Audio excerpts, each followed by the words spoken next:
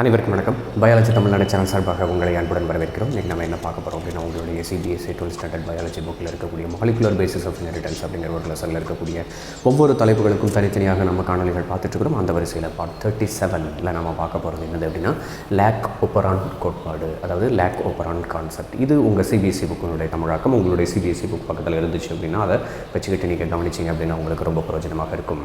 இந்த molecular basis of inheritance, அதாவது மூலக்கூறு அடிப்படையிலான பாரம்பரியம் அப்படிங்கிற பாடத்தில் இருக்கக்கூடிய த லேக் ஓப்பரான், இது உங்களுடைய Cbse புக்கினுடைய PDF, அதை ஸ்க்ரீனில் நான் வச்சுருக்கிறேன். அதே மாதிரி இது வந்து Cbse புக்கினுடைய தமிழாக்கம். இந்த PDF-இனுடைய லிங்க் நான் டிஸ்கிரிப்ஷனில் கொடுத்துருக்கேன். அதை பிரிண்ட் அவுட் எடுத்து வச்சுக்கிட்டு நீங்கள் கவனிச்சிங்க அப்படின்னா ரொம்ப பிரயோஜனமாக இருக்கும். The elucidation of the lac operon was also a result of a close association between a genetist, Francis Jacob. Geneticist அப்படின்னா யார்? மரபியலாளர். முதல்ல எலுசிடேஷன் அப்படின்னா என்னது அப்படின்னா எக்ஸ்ப்ளனேஷன். ரெண்டு சயின்டிஸ்ட் வந்து இந்த ஓப்பரான் கான்செப்ட் சம்மந்தமாக எக்ஸ்பிளைன் பண்ணினாங்க. அந்த ரெண்டு பேர் சொன்ன விஷயம் வந்து ஒன்றுக்கொன்று தொடர்புடையதாக இருந்துச்சு. அதில் ஒருத்தர் வந்து மரபியலாளர், அவர் வந்து ஜாக்கப். இன்னொருத்தர் பயோகெமிஸ்ட் அப்படின்னா உயிரி வேதியியலாளர், அவர் வந்து மோனாடு. இந்த ஜாக்கப் அண்ட் மோனாடு அவங்க ரெண்டு பேரும் தான் வந்து இந்த ஓப்பரான் அப்படிங்கிற ஒரு கான்செப்டை கண்டுபிடிச்சாங்க. They are the first to elucidate a transcriptionally regulated system. Transcriptionally regulated சிஸ்டம்னா, டிரான்ஸ்கிரிப்ஷன்னா படியெடுத்தல் மூலமாக உருவாக்கப்படக்கூடிய ஒரு அமைப்பு. அதை வந்து ஃபஸ்ட்டு கண்டுபிடிச்சவங்க இந்த ரெண்டு பேர் தான். ஆக்சுவலாக இதுதான் வந்து அவங்க க்ரியேட் பண்ணின ஒரு டைட்டில், சரிங்களா? அதாவது லேக் ஓப்பரான் அப்படிங்கிற ஒரு கான்செப்டை எக்ஸ்பிளைன் பண்ணுறதுக்கு இந்த தலைப்பில் தான் அவங்க ஆராய்ச்சி கொடுத்துருக்காங்க, சப்மிட் பண்ணியிருக்காங்க, எக்ஸ்பிளைன் பண்ணியிருக்காங்க. டிரான்ஸ்கிரிப்ஷனலி ரெகுலேட்டர் சிஸ்டம் அப்படின்னு சொல்லி இன் லேக் ஓப்பரான். அந்த லேக் அப்படின்னா என்னன்றதுக்கு உண்டான மீனிங் கொடுத்துருக்காங்க. Lac refers to lactose. A polycistronic structural gene அப்படின்னா என்னன்றதை நான் சொல்கிறேன். Is regulated by a common promoter and regulatory genes. இப்போது ஈகோலை அப்படின்னு சொல்லிட்டு ஒரு பாக்டீரியா நம்மளுடைய லார்ஜ் இன்டெஸ்டைனில் கமன்சால் உடன் உண்பவை என்கிற இடைச்செயல் முறையில் நம்ம உடம்புக்குள்ளே வசிச்சுக்கிட்டு இருக்குது. அந்த ஈகோலை பாக்டீரியாவுக்கு தேவையான உணவுப் பொருள் இரண்டு வகைப்படும் அப்படின்னு சொல்லி நம்ம படிச்சிருக்கோம். ஒன்று குளுக்கோஸ், இன்னொன்று லாக்டோஸ். குளுக்கோஸ் இல்லாத சிச்சுவேஷனில் லாக்டோஸ் வந்து அந்த இடத்துல ஃபங்க்ஷன் பண்ணும். அது வந்து நியூட்ரிஷனை கொடுக்கும், எனர்ஜியை கொடுக்கும். குளுக்கோஸ் அப்படிங்கிறது வந்து எனர்ஜியை கொடுக்கக்கூடிய ஒரு பொருள் அப்படின்னு உங்களுக்கு நல்லாவே தெரியும். இப்போ அந்த குளுக்கோஸ் இல்லாத சிச்சுவேஷனில் லாக்டோஸ் இருந்துச்சு அப்படின்னாக்க அந்த லாக்டோஸ் வந்து பிரேக் ஆகணும். லாக்டோஸ் அப்படிங்கிறது ஒரு disaccharide. Lactose is made up of glucose plus galactose. Glucose அப்படிங்கிறது ஒரு மோனோசாக்கரைடு, கேலக்டோஸ் அப்படிங்கிறது ஒரு மோனோசாக்கரைடு. அந்த குளுக்கோஸும் கேலக்டோஸும் இணைஞ்சிச்சுன்னா லாக்டோஸ் அப்படிங்கிற டைசாக்கரைடு நமக்கு கிடைக்கும். இந்த லாக்டோஸை பிரேக் பண்ணுறதுக்கு கிட்டத்தட்ட ஒரு 3 விதமான என்சைம்கள் தேவை. பொதுவாக ப்ரோகேரியாட்ஸ் எடுத்திங்க அப்படின்னாக்கா ஒரு ஜீன் இருந்துச்சு அப்படின்னா அந்த ஜீன் வந்து it consisting of many of the DNA segments. ஒரு டிஎன்ஏ செக்மெண்ட்டில் நிறைய ஜீன்ஸ் வந்து இருக்கும். It is controlling many of the proteins at a time. அதாவது ஒரு டிஎன்ஏ செக்மெண்ட் இருக்குது, அதில் 3 விதமான ஜீன்கள் இருக்குது இந்த இடத்துல இருக்கக்கூடிய லேக் ஓப்பரானில். அதனுடைய ஸ்ட்ரக்சரை நீங்கள் பாருங்கள், தெரியும். இப்போது நான் ஏற்கனவே சொன்னேன், லாக்டோஸை பிரேக் பண்ணுறதுக்கு 3 விதமான என்சைம் தேவை. யாருக்கு? ஈகோலைக்கு. அப்போ அந்த ஈகோலையில் இருக்கக்கூடிய டிஎன்ஏ செக்மெண்ட்டினுடைய படம் தான் இங்கே உங்களுக்கு கொடுக்கப்பட்டிருக்கு. அதில் 3 விதமான ஜீன்கள் இருக்குது. 3 விதமான என்சைம்களை கட்டுப்படுத்தக்கூடிய ஜீன்கள் அந்த டிஎன்ஏ செக்மெண்ட்டில் இருக்குது. இதனுடைய பணியை கண்ட்ரோல் பண்ணுறதுக்கு தான் இந்த ப்ரமோட்டர் அண்டு ஆப்பரேட்டர், அதுக்கப்புறம் இன்ஹிபிட்டர் இப்படிங்கிற மாதிரியான ஜீன்கள் எல்லாம் இருக்கும், சரிங்களா? ஸோ அப்போது ஒரே ஜீனில் 3 விதமான ஃபங்க்ஷனை பண்ணக்கூடிய ஜீன்கள் இருந்துச்சு அப்படின்னாக்க, ஒரே டிஎன்ஏ செக்மெண்ட்டில் 3 விதமான ஜீன்களுக்கு உண்டான தகவல்கள், 3 விதமான புரோட்டீன்களுக்கு உண்டான தகவல்கள் இருந்துச்சு அப்படின்னா அதுக்கு பேர் பாலிசிஸ்ட்ரானிக். இந்த பாலிசிஸ்ட்ரானிக் அப்படிங்கிறது ப்ரோகேரியாட்டில் பொதுவாக காணப்படும். யூகேரியாட்ஸில் மோனோசிஸ்ட்ரானிக் அப்படிம்பாங்க. ஒரு ஜீன் வந்து பார்த்திங்கன்னா it consisting only the information to produce one type of proteins. ஒரே ஒரு புரதங்களுக்கான தகவல்களை வைத்து கொண்டிருக்கக்கூடிய ஜீன்களுக்கு மோனோசிஸ்ட்ரானிக் என்று பெயர். தமிழ்லையும் அதுக்கு பேர் மோனோசிஸ்ட்ரானிக் தான். ஈகோலை அப்படிங்கிறது ஒரு பாக்டீரியா தானே. அப்போ அந்த பாக்டீரியாவில் பாலிசிஸ்ட்ரானிக் ஸ்ட்ரக்சரல் ஜீன்ஸ் வந்து அந்த இடத்துல காணப்படுது. இட் இஸ் கண்ட்ரோல்டு பை, இதுதான் ரொம்ப முக்கியம், promoter and regulatory jeans. They are common. இப்போ ஒரு படம் நம்ம பார்த்தோமே, இந்த 3 புரதங்களுக்கான தகவல்களையும் ஒரே நேரத்தில் கட்டுப்படுத்துவதற்கு ப்ரமோட்டர் அண்ட் ஆப்பரேட்டர் இருக்குது. ஆக்சுவலாக வந்து பார்த்திங்கன்னா இது எதுக்கு கட்டுப்படுத்தணும்? வழக்கமாக வந்து லாக்டோஸ் இருக்கிற சமயத்தில் மட்டும்தான் இந்த 3 ஜீன்களும் வெளிப்பட வேண்டும், 3 புரதங்களும் உற்பத்தி செய்யப்பட வேண்டும். ஏன்னா லாக்டோஸை பிரேக் பண்ணணும். லாக்டோஸ் இல்லாத சிச்சுவேஷனில் இந்த 3ம் வெளிப்பட்டு என்னத்துக்கு? அப்போ அந்த சமயத்தில் இந்த 3ஐயும் டிரான்ஸ்கிரிப்ஷன் நடக்க விடாமல் தடுக்கிற பணியை தான் இந்த promoter and inhibitor and operator செய்யுது. சரிங்களா? ஒரு ஜீன் வந்து பார்த்திங்கன்னா 24 hours எக்ஸ்ப்ரெஸ் ஆகிட்டே இருக்கணுமான்னா இல்லை. இப்போ நம்ம உடம்பு எடுத்துக்கோங்களேன், அதில் வந்து பீட்டா செல் இருக்குது. அந்த பீட்டா செல் வந்து இன்சுலினை 24 hours ப்ரொடியூஸ் பண்ணிக்கிட்டே இருக்கணுமா? இல்லை. நாம் எப்போ கார்போஹைட்ரேட் சாப்பிட்டு அந்த கார்போஹைட்ரேட் வந்து குளுக்கோஸை பிரேக் ஆகி பிளட்டில் அந்த குளுக்கோஸ் கலக்குதோ அப்போ மட்டும்தான் அந்த இன்சுலின் தேவை. அப்போ அந்த சமயம் மட்டும்தான் அந்த இன்சுலினுக்கு உண்டான பீட்டா செல்குள்ளே இருக்கக்கூடிய அந்த டிஎன்ஏ செக்மெண்ட் வந்து டிரான்ஸ்கிரிப்ஷன் நடந்து இன்சுலின் உற்பத்தி ஆகணும்.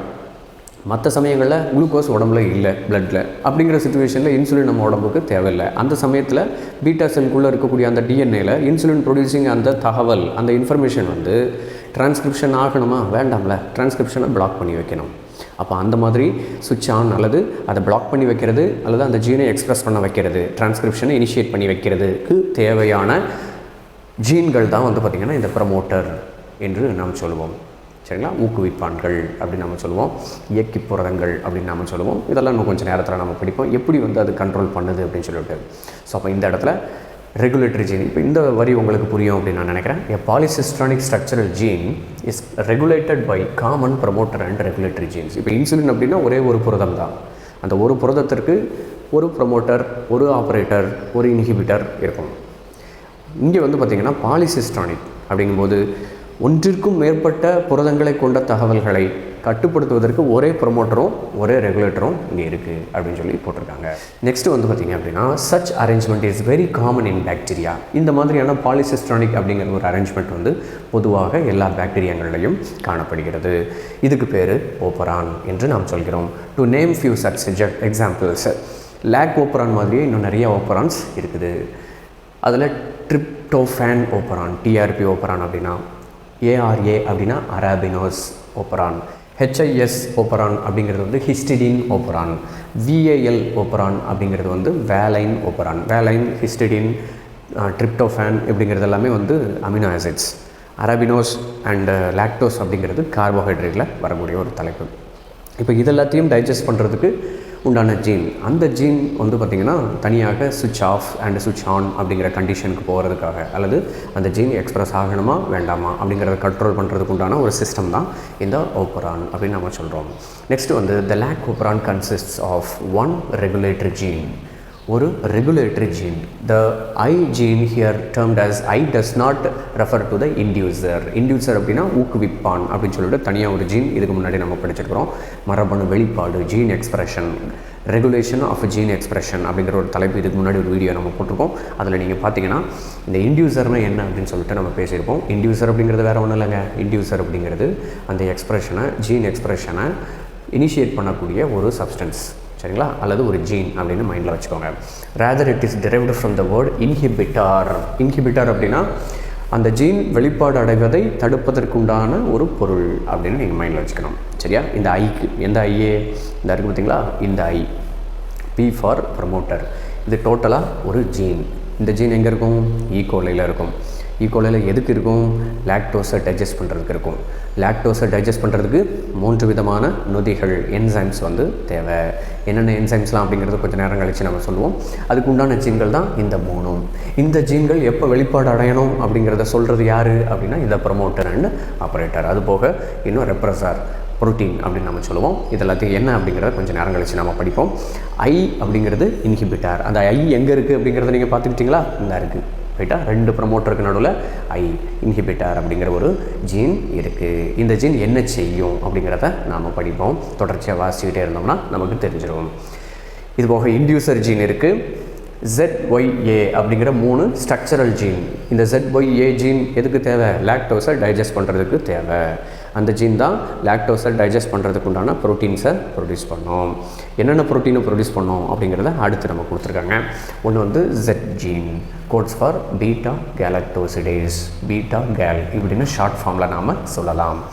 which is primarily responsible for the hydrolysis of disaccharide lactose into its monomeric units galactose and glucose. இவ்வளோ நேரம் நம்ம சொன்னோம் இல்லையா, லாக்டோஸ் வந்து குளுக்கோஸாகவும் கேலக்டோஸாகவும் மாற்றப்படுவதற்கு தேவையான என்சைம் இந்த பீட்டா கேலக்டோசிடேஸ்.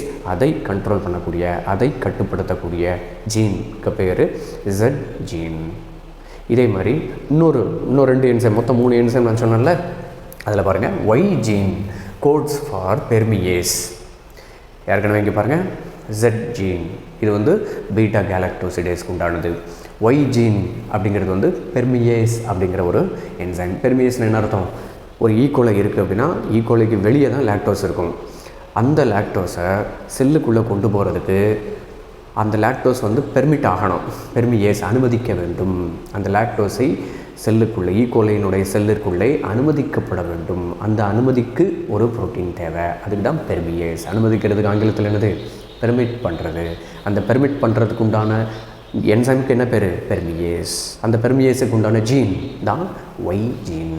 இது போக ஏன்னு ஒரு ஜீன் பக்கத்தில் இருந்துச்சா, அந்த ஏ ஜீன் என்னது அப்படின்னா இட் இஸ் என்கோடிங் த டிரான்ஸ்அசிட்டைலேஸ் அப்படிங்கிற ஒரு என்சைம். டிரான்ஸ்அசிட்டைலேஸ் அப்படிங்கிறதும் வந்து லாக்டோஸ் டைஜஷனுக்கு தேவையான ஒரு நொதி தான்.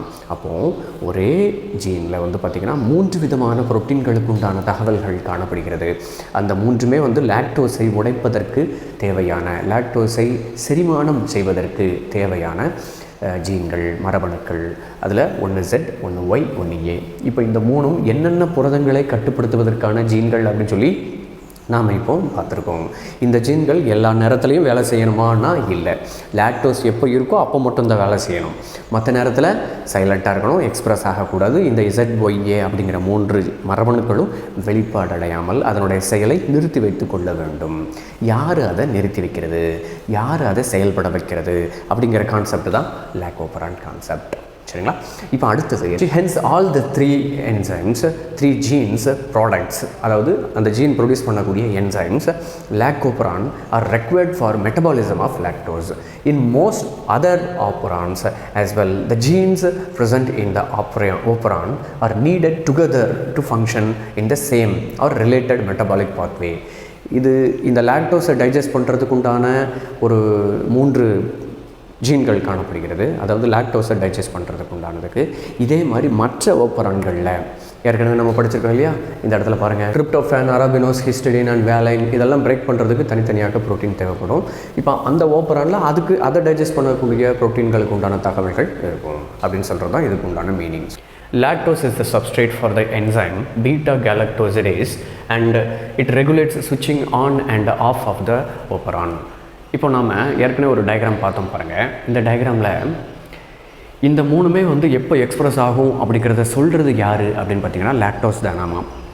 இப்போ ஒரு ஈகோலை பாக்டீரியா இருக்குது, அதற்கு வெளிப்பகுதியில் லாக்டோஸ் வந்துச்சுன்னா உள்ளுக்கு வந்து இந்த ZYA அப்படிங்கிற 3 ஜீன்களும் வெளிப்பட்டு அதற்கு தகுந்த மாதிரி லாக்டோஸை டைஜஸ்ட் பண்ணுறதுக்கு உண்டான ப்ரோட்டீன்ஸை ப்ரொடியூஸ் பண்ணோம். அப்போ இந்த இடத்துல சுவிட்ச் ஆஃப், இந்த 3 ஜீன்களையும் சுவிட்ச் ஆஃப் பண்ணி வைக்கிறது யார் அப்படின்னா லாக்டோஸ் தான். லாக்டோஸ் இல்லைன்னா இந்த ZYA அப்படிங்கிறது சுவிட்ச் ஆஃப் கண்டிஷனில் இருக்கும்.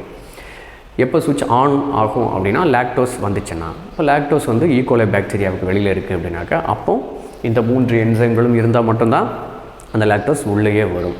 சரிங்களா? அப்போது சுவிட்ச் ஆஃப் அண்ட் சுவிட்ச் ஆன் அப்படிங்கிற கண்டிஷன், இந்த ZYA அப்படிங்கிற அமைப்பு புரதங்கள் வந்து வெளிப்பாடு அடைவதை ஆன் பண்ணுறது, அதை கட்டுப்படுத்துறது யார் அப்படின்னாக்கா இந்த லாக்டோஸ் அப்படிங்கிற ஒரு தளப்பொருள். தளப்பொருள் அப்படின்னா என்ன அர்த்தம்? வினைப்படக்கூடிய பொருள், வினைப்படு பொருள் அப்படின்னு நம்ம சொல்லுவோம் இல்லையா, அதுதான். அந்த வினைப்படு பொருள் என்ன அர்த்தம்? அதை பிரேக் பண்ணுறது யார் அப்படின்னா பீட்டா கேலக்டோசிடேஸ். அதை வினைபுரிய செய்யக்கூடிய ஒரு பொருள் என்னது அப்படின்னு பார்த்தீங்கன்னா beta galactosidase. Hence it is termed as inducer, ஊக்குவிப்பான்கள் என்று நாம் சொல்கிறோம். ZYA அப்படிங்கிறது வெளிப்பாடு அடைவதற்கு ஊக்குவிக்க செய்வது இன்டியூசர். சரிங்களா? ஊக்குவிப்பான்கள். அந்த பணியை சுவிட்ச் ஆன் பண்ணுறது, அதை செயல்பட வைப்பது. நெக்ஸ்ட்டு, இந்த options of preferred carbon source such as glucose இல்லாத சமயத்திலே if lactose provided in the growth medium of the bacteria, இப்போ ஈகோலை வந்து ஒரு இடத்துல நம்ம வளர்த்துட்ருக்குறோம் அப்படின்னு வச்சுக்கோங்க. அதில் எதில் போட்டு வளர்ப்போம்? ஒரு மீடியமில் போட்டு வளர்ப்போம். அந்த மீடியமில் குளுக்கோஸ் இல்லாத சிச்சுவேஷனில் லாக்டோஸ் நாம் ப்ரொவைட் பண்ணினோம் அப்படின்னா என்ன நடக்கும்? the lactose is transported into the cells through the action of permease. So permease அப்படிங்கிற ஒரு என்சைம் இருக்கும்போது அந்த லாக்டோஸ் வந்து செல்லுக்குள்ளே போகுது. இதில் இன்னொரு முக்கியமான விஷயம் அவன் சொல்ல வரேன் பாருங்கள். Remember, a very low level of expression of lac operon has to be present in the cell at the time, otherwise lactose cannot enter the cells. இப்போ இந்த இடத்துல லாக் ஓப்பரான் அப்படிங்கிறது கொஞ்சமாவது ஆக்டிவேஷனில் இருந்தால் மட்டும்தான் அந்த பெர்மியேஸ் வந்து உற்பத்தி செய்யப்படும். ஈவன் லாக்டோஸ் இல்லாத சிச்சுவேஷன்லையும் இந்த சுவிட்ச் ஆன் கண்டிஷனில் கொஞ்சோண்டு இருக்கணும், இருந்தால் மட்டும்தான் அந்த பெர்மியேஸ் கொஞ்சமாவது ப்ரொடியூஸ் ஆகும். அப்படி பெர்மியேஸ் கொஞ்சமாவது ப்ரொடியூஸ் ஆனால் தான் லாக்டோஸ் உள்ளவே வரும். அந்த விஷயத்தை தான் இந்த இடத்துல கொடுத்துருக்குறாங்க. சரிங்களா? Remember, a very low level of expression of lac operon has to be present in the cell at the time, otherwise lactose cannot enter the cells. Lactose வந்து உள்ள என்ட்ரே ஆகாது என்று கொடுக்கப்பட்டுள்ளது. the lactose then induces operon in the following manner. இப்போ lactose வந்தாச்சு, இந்த ZYA எப்படி சுவிட்ச் ஆன் ஆக போகுது அப்படிங்கிற விஷயத்தை தான் நாம் இங்கே பேச போகிறோம். the repressor of the operon is synthesized. அந்த சிந்தசைஸ் ஆகக்கூடிய அந்த ரெப்ரஸர் வந்து பார்த்திங்கன்னா, ரெப்ரஸர்ன்றது ஒரு ப்ரோட்டீன். அந்த ப்ரோட்டீன் வந்து எப்போதுமே உற்பத்தி செய்யப்பட்டு கொண்டு இருக்கும். அதனை கண்ட்ரோல் பண்ணக்கூடிய ஜீன் யார்? ஐ ஜீன். இப்போ இந்த படத்தை பாருங்கள். இதில் ப்ரொமோட்டர் இருக்குது, நடுவில் ஐ ஜீன் இருக்குது. இந்த ஐ ஜீன் தான் ரெப்ரஸார் எம்ஆர்என்ஏவை ப்ரொடியூஸ் பண்ணி ரெப்ரஸார் ப்ரோட்டீனை ப்ரொடியூஸ் பண்ணும். சரிங்களா? இது எப்போதுமே ப்ரொடியூஸ் ஆகிட்டு இருக்கும். மேக்ஸிமம் லாக்டோஸ் இல்லாத இருக்கிற சிச்சுவேஷனில், லாக்டோஸ் இல்லாத இருக்கிற சிச்சுவேஷனில் இந்த ZYA அப்படிங்கிறது சுவிட்ச் ஆஃப் ஆகியிருக்கணும். இந்த ZYAக்கு உண்டான பொருட்கள் வந்து உற்பத்தி செய்யப்படக்கூடாது. 3 என்சைம்கள் இருக்கு இல்லையா, அது உற்பத்தி செய்யப்படக்கூடாது. அதை தடுக்கிறது யார் அப்படின்னா இந்த ரெப்ரஸார். இந்த ரெப்ரஸாரை உருவாக்குனது யார் அப்படின்னா ஐஜீன். இந்த ஐஜீன் எங்கே இருக்குது அப்படின்னா ப்ரொமோட்டருக்கு நடுவில் இருக்குது. இந்த ஐஜீன் வந்து டிரான்ஸ்கிரிப்ஷன் படியெடுத்தல் நடக்கும் பொழுது இந்த ஐ அப்படிங்கிறது டிஎன்ஏ தானே, அந்த டிஎன்ஏ எம்ஆர்என்ஏவாக டிரான்ஸ்கிரைப் ஆகுது, படியெடுத்தல் நிகழ்கிறது. ரெப்ரஸார் எம்ஆர்என்ஏவாக படியெடுத்தல் நிகழ்கிறது. அவ்வாறு படியடக்கம் செய்யப்பட்டு டிரான்ஸ்லேஷன் தகவல் பெயர்வு அல்லது மொழிபெயர்த்தல் அப்படிங்கிற ஒரு விஷயம் நடந்து முடிஞ்சதுக்கப்புறம் புரோட்டீன் ரெப்ரஸார் புரதம் உருவாகிறது. இந்த புரதம் ஆப்பரேட்டர் கூட போய் சேருது, இயக்கி புரதம் கிட்ட போய் சேர்ந்துருது. சேர்றதுனால என்ன நடக்குது அப்படிங்கிறத அடுத்த எக்ஸ்ப்ளனேஷன் கொடுத்துருப்பாங்க பாருங்கள். The repressor of the operon is synthesized. ஏற்கனவே நம்ம பார்த்துட்டோம். The repressor protein binds to the operator region of the operon and prevents RNA polymerase from transcribing the operon. இப்போ பாருங்கள், இந்த இடத்துல ZYA அப்படிங்கிறது டிரான்ஸ்கிரிப்ஷன் நடக்கணும் அப்படின்னா, இப்போ இது வந்து டிரான்ஸ்கிரிப்ஷன் நடந்துருச்சு. டிரான்ஸ்கிரிப்ஷன் நடக்கிறத அல்லது படியெடுத்தலை இனிஷியேட் பண்ணுறது யார்? RNA பாலிமரேஸ் அப்படிங்கிற ஒரு நொதி. அந்த RNA பாலிமரேஸ் வந்து DNA டிபெண்ட் RNA பாலிமரேஸ் அப்படிம்பாங்க.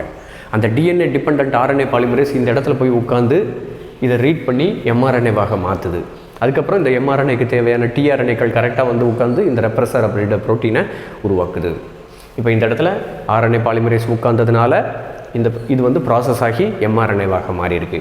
ஆனால் இங்கே பாருங்கள், இந்த ரெப்ரஸர் ப்ரோட்டீன் இந்த ஆப்ரேட்டர் ரீஜனில் போய் உட்கார்ந்ததுனால RNA பாலிமரேஸ் இந்த இடத்துல உட்கார்றதுனால தான் இந்த ZYA வந்து உருவாகும். டிரான்ஸ்கிரிப்ஷன் நடக்கும், படியெடுத்தல் வந்து நிகழும். அப்போ அந்த படியெடுத்தலை தடுக்கிற வகையில் இந்த ஆப்ரேட்டர் கூட இந்த ரெப்ரஸர் போய் சேர்ந்துருது. அப்படி சேர்றதுனால என்ன ஆகும்? RNA பாலிமரேஸ் இந்த இடத்துல போய் ஜாயின் ஆக முடியாது. அதனால் இந்த ZYA அப்படிங்கிறது டிரான்ஸ்கிரிப்ஷன் பண்ண முடியாது. டிரான்ஸ்கிரிப்ஷன் mRNAவாக மாற்ற முடியாத ஒரு சிச்சுவேஷன் அங்கே இருக்குது. அதனால் அந்த ஜீன் சுவிட்ச் ஆஃப் கண்டிஷனில் இருக்குது. லாக்டோஸை டைஜஸ்ட் பண்ணுறதுக்கு உண்டான அந்த ப்ரோட்டீன் ப்ரொடியூஸ் ஆக தேவையில்லை. ஏன் தேவையில்லை? லாக்டோஸ் அங்கே இல்லை. சரியா? எப்போ லாக்டோஸ் வந்ததுக்கப்புறம் என்ன ஆகும் அப்படிங்கிறத அடுத்து நம்ம பார்ப்போம். இப்போதைக்கு இதில் இருக்கக்கூடிய எக்ஸ்ப்ளனேஷன் என்ன அப்படிங்கிறத நம்ம பார்த்துடலாம். இன் த presence of an inducer such as lactose or allolactose, the repressor is inactivated. இப்போ நாம் லாக்டோஸ் இருந்தால் என்ன நடக்கும் அப்படிங்கிறத பற்றி பேச போகிறோம். இருந்துச்சு அப்படின்னாக்க inactivated by the interaction with the inducer. இப்போ படத்தை பாருங்கள். லாக்டோஸ் வந்துருச்சு. லாக்டோஸை தான் நம்ம இன்டியூசர் அப்படின்னு சொல்லி பழகியிருக்கோம். இந்த கொஷினை நம்ம ஃபஸ்ட்டு படிக்கும்போது லாக்டோஸ் இஸ் இன்டியூசர் அப்படின்னு சொல்லி தான் படித்தோம். நல்லா கவனிங்க. Lactose is the substrate for the enzyme beta galactosidase and regulates சுவிட்சிங் ஆன் அண்ட் சுவிட்சிங் ஆஃப் ஆஃப் த ஓப்பரான். அந்த ஓப்பரான் வந்து சுவிட்ச் ஆஃப் ஆகணும் அல்லது சுவிட்ச் ஆன் ஆகணும் அப்படிங்கிறத கண்ட்ரோல் பண்ணது யார் அப்படின்னா லாக்டோஸ் தான் நம்ம சொல்லி ஏற்கனவே படிச்சிருக்கோம்ல. அப்போ அதுக்குண்டான டயக்ராமை தான் இங்கே வந்து நம்ம எக்ஸ்பிளைன் பண்ணிகிட்டு இருக்கோம் பாருங்கள். இப்போ இந்த இடத்துல லாக்டோஸ் இருக்குது, இன்டியூசர் தான் லாக்டோஸ். அந்த இன்டியூசர் வந்து ரெப்ரஸார் புரோட்டீன் கூட ஜாயின் பண்ணி நின்றுடும். அதனால் என்ன ஆகும், இந்த ரெப்ரஸார் இன்ஆக்டிவ் கண்டிஷனுக்கு போயிடும். அப்போ இந்த ரெப்ரஸார் ஆப்ரேட்டர் கூட சேரலை. அப்போ ஆப்ரேட்டர் பக்கத்தில் ஆர்என்ஏ பாலிமரேஸ் அப்படிங்கிற நொதி போய் சேர்ந்து இந்த ZYAவை டிரான்ஸ்கிரிப்ஷன் பண்ணி அந்த 3த்துக்கு முன்னாடி லேக் mRNA ப்ரொடியூஸ் ஆகி 3 என்சைம்களும் உற்பத்தி செய்யப்பட்டு விடுகிறது. டிரான்ஸ்லேஷன் மொழிபெயர்ப்புக்கு அப்புறம், தகவல் பெயர்ப்புக்கு அப்புறம். சரியா? இப்போ சுவிட்ச் ஆன் ஆகிடுச்சு. சுவிட்ச் ஆன் பண்ணது யார்? லாக்டோஸ். எப்படி?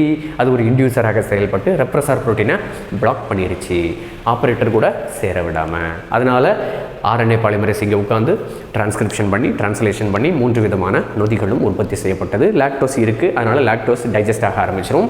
டைஜஸ்ட் ஆகி குளுக்கோஸ் கிடச்சிரும். குளுக்கோஸ் ப்ளஸ் கேலக்டோஸ் கிடைக்கும்னு சொல்லி ஏற்கனவே நம்ம பார்த்துருக்கோம். அந்த குளுக்கோஸை இந்த ஈகோலை பயன்படுத்தி அதிலிருந்து ஆற்றலை பெற்றுக்கொள்ளும். இதான் வந்து லாக் ஓப்பரான் கான்செப்ட். இதனுடைய தியரிட்டிக்கல் விளக்கம் எப்படி இருக்குது அப்படிங்கிறத மட்டும் பார்த்துட்டு இந்த வீடியோவை நம்ம நிறைவு செஞ்சிடலாம். In the presence of an inducer such as lactose or அல்ல lactose, the repressor is inactivated. Repressor is inactivated. படத்தில் பார்த்தது ஞாபகம் இருக்குன்னு நினைக்கிறேன். Interaction with the inducer. Inducer வந்து ரெப்ரஸாரை இன்ஆக்டிவேட் பண்ணிடுது. This allows RNA polymerase access to the promoter and transcription proceeds. Transcription வந்து அந்த இடத்துல ப்ரொசீட் ஆக ஆரம்பிச்சிருச்சு. ஏன்? ஆர்என்ஏ பாலிமரேஸ் அப்படிங்கிற என்சைம் கரெக்டாக அந்த ப்ரமோட்டர் ரீஜனில் போய் உட்காந்து ZYAவை டிரான்ஸ்கிரிப்ஷன் பண்ண ஆரம்பிச்சிடும். Essentially regulation of lac operon can also be visualised as regulation of enzyme synthesis by its substrate. சப்ஸ்ட்ரேட்னா என்னது? லாக்டோஸ். சரிங்களா? இந்த இடத்துல லாக் ஓப்பரானை கண்ட்ரோல் பண்ணுறது யார் அப்படின்னா லாக்டோஸ் அப்படிங்கிற சப்ஸ்ட்ரேட். லாக் ஓப்பரான் எதுக்காக இருக்குது? லாக்டோஸை டைஜஸ்ட் பண்ணுறதுக்காக இருக்குது. அப்போ அந்த லாக் ஓப்பரானை ரெகுலேட் பண்ணுறது யார் அப்படின்னா சப்ஸ்ட்ரேட் தான் ரெகுலேட் பண்ணுது அப்படிங்கிறத இங்கே கொடுத்துருக்காங்க. அப்போ தளப்பொருள் அப்படிங்கிற ஒரு பொருள், லாக்டோஸ் அப்படிங்கிற ஒரு தளப்பொருள் தான் இந்த லாக் ஓப்பரான் அப்படிங்கிற ஒரு டோட்டல் கான்செப்டையும் கோட்பாட்டையும் கட்டுப்படுத்துது, டோட்டல் ஜீனையும் கட்டுப்படுத்துது. அது வெளிப்பட வேண்டுமா அல்லது வெளிப்பட வேண்டாமா அப்படிங்கிறத. Remember, glucose or galactose cannot act as inducers for lac operon. குளுக்கோஸோ அல்லது கேலக்டோஸோ இந்த இடத்துல ஓப்பரானை கண்ட்ரோல் பண்ணக்கூடிய ஒரு பொருளாக நாம் செயல்படுத்த முடியாது.